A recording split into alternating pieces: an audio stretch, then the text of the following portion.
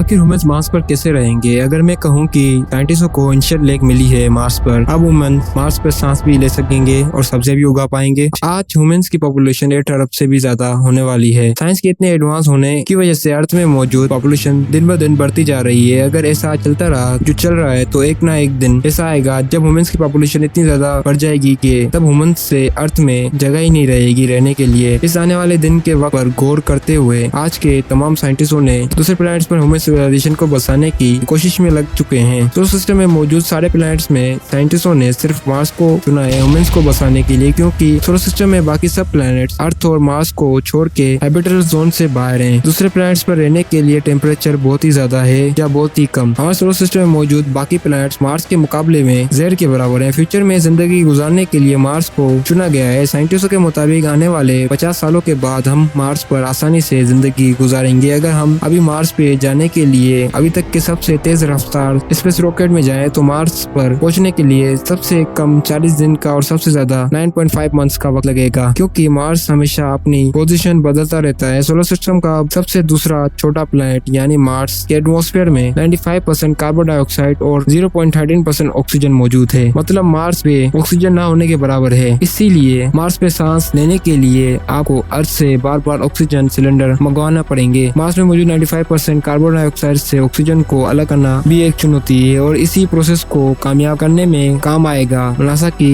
बनाई हुई maxi machine, Mars oxygen स्ट्रो experiment. इसी मशीन से मार्स पे मौजूद ऑक्सीजन को एक्सट्रैक्ट किया जाएगा। ये ऑक्सीजन सिर्फ मार्स में रहने वाले एस्ट्रोनॉट्स के काम नहीं आएगा, बल्कि मार्स से रॉकेट बाहर फेंकने के लिए भी इस ऑक्सीजन से फ्यूल का काम लिया जा सकता है। ऑक्सीजन के बाद अब बड़ी दूसरी प्रॉब्लम आती है। मार्स के एटमॉस्फेयर पतला होने की वजह से यहाँ पर यूवी रेस किसी भी स्पेस स्टेशन से 2.5 गुना ज्यादा है। इस प्लेनेट पर स्पेस से रेडियो एक्टिव किरणों की बारिश होती है जो कि 1 सेकंड में आपके जिस्म को जला के राख कर देंगी। इसीलिए मार्स पे ह्यूमंस को रहने के लिए इंसान जमीन के अंदर हाईटेक घर बनाने पड़ेंगे। सन से दूर होने की वजह से मार्स का एवरेज टेम्परेचर -55 डिग्री सेल्सियस तक होता है, जो कि ठंड के महीनों में -125 डिग्री सेल्सियस तक चला जाता है। जानलेवा ठंड और रेडिएशन से बचने के लिए मार्स पे हमेशा आपको स्पेस सूट लेना पड़ेगा। मार्स की ग्रेविटेशनल फोर्स और हमारी अर्थ के मुकाबले में सिर्फ 38% है। यानी अगर अर्थ पे आपका वजन 100 किलोग्राम रहता है तो मार्स की कम ग्रेविटेशन फोर्स की वजह से आपका वजन सिर्फ मार्स पे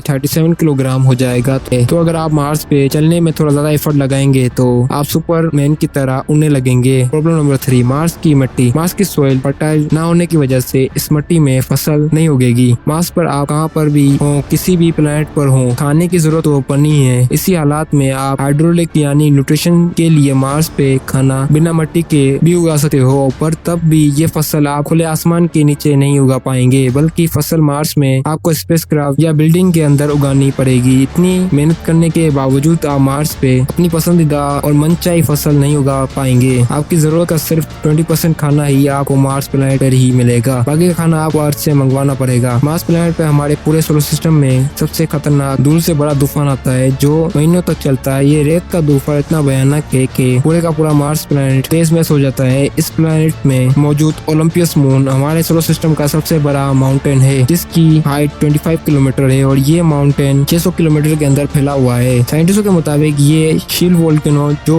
कभी भी एक्टिव हो सकता है, और अगर इस वोल्केनो में विस्फोट होता है तो मार्स पूरी तरह से डिस्ट्रॉय हो जाएगा। अगर आप मार्स पे रहेंगे तो वहाँ का एक दिन अर्थ के एक दिन से 40 मिनट ज्यादा बड़ा होगा। बहुत से साइंटिस्ट मार्स प्लेनेट को टेराफॉर्म यानी इंसानों के रहने के लायक बना रहे हैं, तो इसलिए मार्स पर दूसरे प्लेनेट से अमोनिया आइस लानी पड़ेगी। इससे मार्स का टेम्परेचर ज्यादा गर्म होने लगेगा और इसकी वजह से मार्स में मौजूद बर्फ पिघल कर भाप बनने लगेंगी। अब जब मार्स पे बर्फ भाप बनेगी तो इसकी वजह से मार्स पे एटमॉस्फेयर प्रेशर बनेगा और एटमॉस्फेयर प्रेशर बनने के बाद अब ह्यूमंस को मार्स पे चलने फिरने में कोई दिक्कत नहीं होगी। लगातार इस प्रोसेस के बाद मार्स में मौजूद बची कुची बर्फ भाप के साथ साथ पानी बन जाएगी और वाटर वेपर्स को डेंस यानी घना कर देगा। फिर धीरे धीरे मार्स में बारिश भी होना शुरू हो जाएगी। अगले 1000 सालों में मार्स पे ह्यूमंस के लिए सफिशिएंट अमाउंट ऑफ ऑक्सीजन भी हो जाएगा। भले आज मार्स ड्राई और वीरान हो, पर साइंटिस्टों का कहना है कि मार्स प्लैनेट भी आज जैसा था। एक रिसर्च के दौरान मार्स में साइंटिस्टों को एंशिएंट रिवर लेक के प्रूफ भी मिले हैं। तो अब सवाल ये है कि आपको क्या लगता है कि हम ह्यूमंस कभी मार्स पर आबाद हो पाएंगे? तो आप क्या सोचते हैं इसके बारे में? अभी कमेंट करके जरूर बताइए। अभी वीडियो को पोस्ट करके कमेंट करके बताइए, क्योंकि हम आपकी राय का इंतजार कर रहे हैं और हम ये जानना चाहते हैं कि आपकी राय क्या है। What would happen if Venus and Mars swapped orbits? यहाँ एकमात्र समस्या यह है कि लाल ग्रह को 300 डिग्री सेल्सियस 572 डिग्री फ़ारेनहाइट से ऊपर के तापमान तक पहुँचने की आवश्यकता होगी। सूर्य के इतने करीब इस नए स्थान के बावजूद मंगल कभी भी इतना गर्म नहीं होगा। इसके अलावा भले ही आप उस सभी कीमती ग्रीनहाउस गैस को छोड़ दें, यह केवल पृथ्वी के लगभग 10 से 14% के वायुमंडलीय दबाव के बराबर होगा। लाल ग्रह पर बस पर्याप्त कार्बन डाइऑक्साइड नहीं है। भले ही आप उस प्रयास में सफल रहे हों, फिर भी आप मंगल ग्रह पर सांस लेने में असमर्थ होंगे। इससे निपटने के लिए एक विकल्प में ग्रह पर विशेष सूक्ष्मजीव लाना शामिल होगा, जो शत्रुतापूर्ण मंगल ग्रह के वातावरण को सांस लेने वाली हवा में बदल सकता है। यह वैसा ही होगा जैसा 2.5 अरब साल पहले पृथ्वी जैसा था। उस समय साइनोबैक्टीरिया ने हमारे मीथेन और अमोनिया युक्त वातावरण को ऑक्सीजन युक्त वातावरण में परिवर्तित कर दिया, जिसका आप आज आनंद लेते हैं।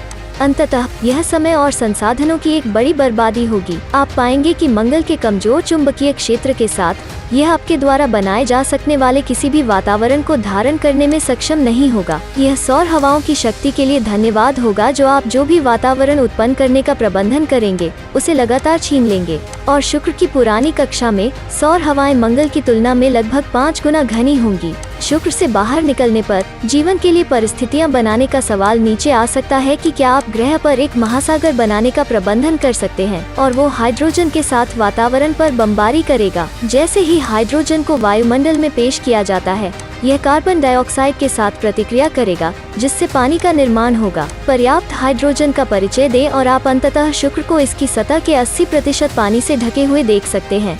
इसके लिए काम करने के लिए आपको बहुत अधिक हाइड्रोजन की आवश्यकता होगी, इतना अधिक कि आपको शायद बृहस्पति या शनि जैसे गैस के विशालकाय से इसे काटने का एक तरीका खोजने की आवश्यकता होगी, या शायद उनके चंद्रमाओं में से एक। मुझे यकीन नहीं है कि यह सब ग्रह घूम रहा है और हाइड्रोजन बमबारी वास्तव में इसके लायक थी। आपके पास अभी भी केवल एक गोल्डीलॉक्स ग्रह रह जाएगा जो जीवन का समर्थन करने में सक्षम है। क्या होगा अगर शुक्र और मंगल ने कक्षाओं की अदला बदली की? जब हमारे सौर मंडल के रहने योग्य क्षेत्र में ग्रहों की बात आती है, तो एक दुनिया सूर्य के बहुत करीब है, दूसरी बहुत दूर है और पृथ्वी बिल्कुल सही है। लेकिन शायद चीजें अलग होंगी अगर शुक्र और मंगल ने केवल कक्षाओं की अदला बदली की। क्या इन ग्रहों पर अभी रहना असंभव है? जब वे व्यापार स्थल करते हैं तो वे किस परिवर्तन से गुजरते हैं? और इन ग्रहों को जीवन का समर्थन करने का मौका देने के लिए आपको बृहस्पति की आवश्यकता क्यों होगी? हमारे सौर मंडल का रहने योग्य क्षेत्र, जिसे अन्यथा गोल्डीलॉक्स क्षेत्र के रूप में जाना जाता है, एक तारे से दूरी है जहां किसी ग्रह की सतह पर तरल पानी मौजूद हो सकता है। जब तक परिस्थितियां बहुत गर्म या बहुत ठंडी न हो, जीवन संभव हो सकता है, ठीक वैसे ही जैसे पृथ्वी पर। लेकिन बस रहने योग्य क्षेत्र में प्रमुख अचल संपत्ति पर कब्जा करना इस बात की गारंटी नहीं है कि एक चट्टानी ग्रह वास्तव में रहने योग्य है। शुक्र और मंगल दोनों इस क्षेत्र में भी परिक्रमा करते हैं, और फिर भी कोई जीवन नहीं। एक समान आकार का होने के बावजूद और पृथ्वी के समान सतह के गुरुत्वाकर्षण के साथ शुक्र तरल पानी को धारण करने के लिए बहुत गर्म है और घना। इसका वातावरण हमसे 90 गुना अधिक सघन है और सतह का तापमान 462 डिग्री सी 863.6 डिग्री F झुलसा देने वाला है। गोल्डीलॉक्स क्षेत्र के दूसरे छोर पर मंगल भी काफी हद तक पृथ्वी जैसा है, ठंडा, सुखाने वाला और धूलदार रास्ता छोड़कर।